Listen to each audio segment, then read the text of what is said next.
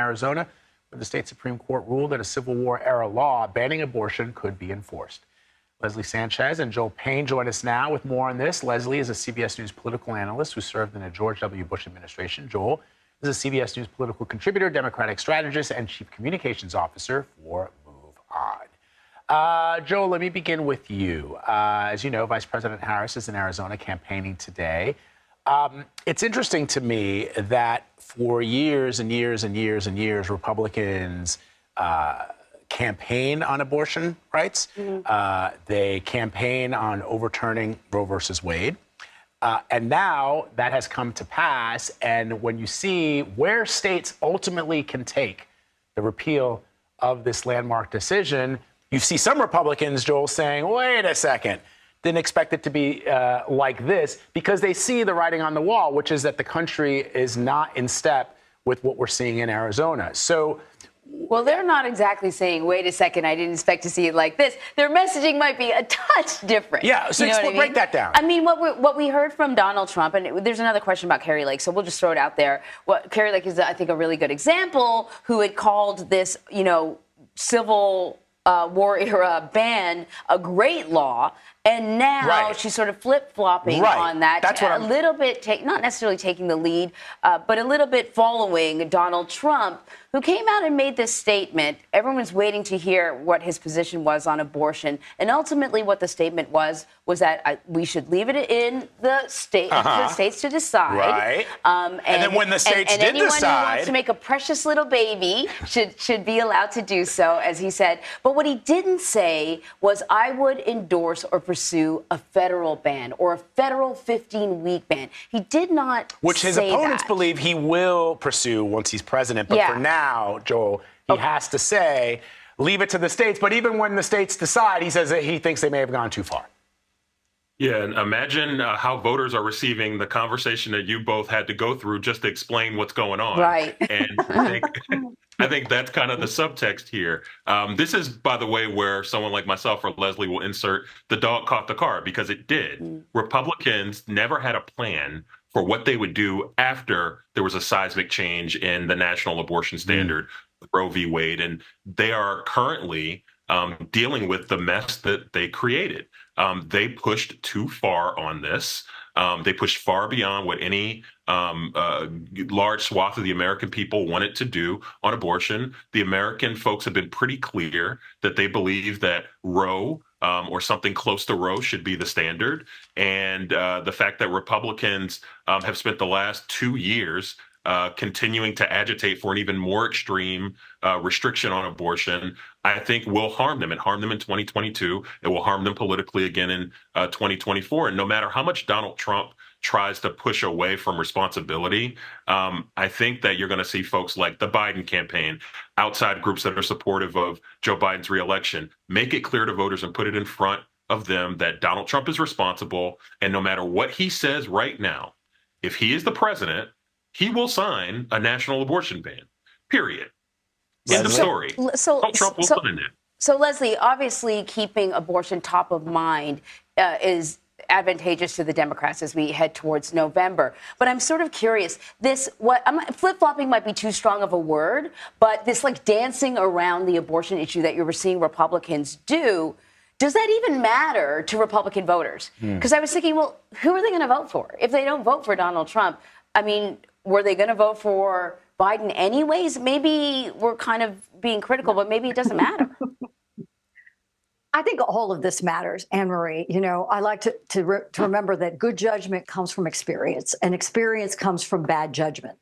And that's what I think you have. And I think Joel really hit that on the head when he's talking about, did Republicans have a national conversation and a national agreement on where they were on this issue? And I would even argue that Nikki Haley raised that issue, that there was not an empathetic, comprehensive, modern way to talk about abortion rights and still protect, the right to life and balance those two out. And this kind of weaving back and forth is exactly the position Republicans are in now. And there's nothing women love more than hearing a lot of men talk about their reproductive rights. Can I just say that right there? That's part of the hand wringing. And I've been out in the field talking to a lot of women, and while this may not be the issue they vote on, it really makes their blood boil that they cannot be a bigger part of the conversation. So what are they doing?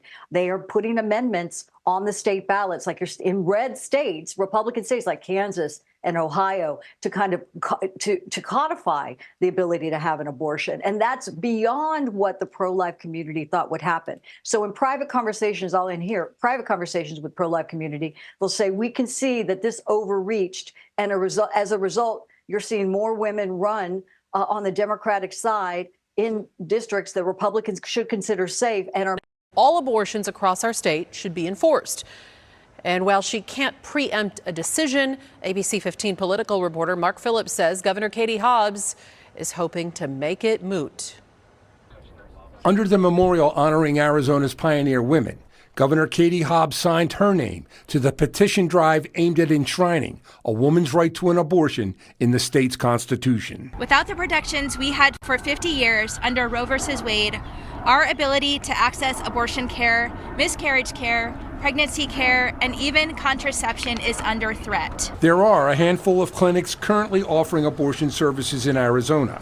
State law allows women to end their pregnancy within the first 15 weeks. My experience was traumatic. In 2020, Morgan Finkelstein was expecting twins when she learned one had a heart defect that was catastrophic. Without a procedure known as selective reduction, her life and the life of the healthy twin were at great risk. While the procedure is legal in Arizona, Finkelstein said the lack of abortion-related services in the state required her to go to California. I should not have had to leave the state for that care. Many Arizonans might not be able to say the same, and nobody should have to. Opponents say the measure allows for late-term abortions, and they'll fight against its passage. This is not codifying Roe. Under Roe, lawmakers could pass laws, safety precautions, other common sense regulations on abortion to protect women, to protect girls, to protect the unborn. But under this measure, all that goes away. It will take 385,000 valid signatures to get the measure on the 2024 ballot. Supporters have until July 3rd to do that. Ohio voters passed a similar proposal earlier this month. Mark Phillips, ABC 15. When discussing the significance of considering abortion laws when making election decisions, one striking example is Arizona's regressive 1864 abortion law.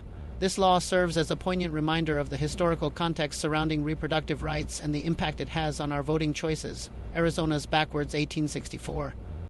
Abortion law dates back to a time when women's reproductive rights were severely restricted. Passed more than a century ago, this law criminalized abortion with no exceptions, putting countless women's lives at risk and severely limiting their autonomy. Today, we look back at this law and recognize the progress we have made in securing reproductive rights. Despite the progress made, the influence of outdated abortion laws on our election decisions is still prevalent. While some may argue that the 1864 law is a relic of the past, it serves as a reminder that our reproductive rights cannot be taken for granted and must be actively protected, understanding. The impact of laws like Arizona's backwards 1864 abortion law is crucial in making informed voting choices. These laws dictate the extent to which individuals can access reproductive health care and exercise their right to choose. By examining the historical context and repercussions of such laws, we gain valuable insights into the candidates and policies that align with reproductive justice. Hey there, folks. Today, we're talking about the importance of exercising your right to vote, especially in light of the ongoing discussion around women's health. Remember, a vote is your voice, and it can make a significant difference. One of the most critical issues that women face today is their reproductive health. It's essential that we stand together and fight for our rights to make decisions about our own bodies. The recent legislation passing in several states has brought this issue to the forefront. I can't stress enough how critical it is for all of us to vote this year. Voting isn't just about choosing candidates. It's about making sure our voices are heard and represented in these crucial debates. If you don't exercise your right to vote, you risk missing out on the chance to make a real difference in your community. So let's all remember that when we cast our votes, we are not just choosing individuals. We are making decisions about the future of our nation and its citizens. Let's show up at the polls and use our voice for positive change. Thanks for tuning in today, folks. If you found this video helpful, please give it a thumbs up and don't forget to subscribe for more insightful content like this. Until next time, stay informed and keep fighting for your rights.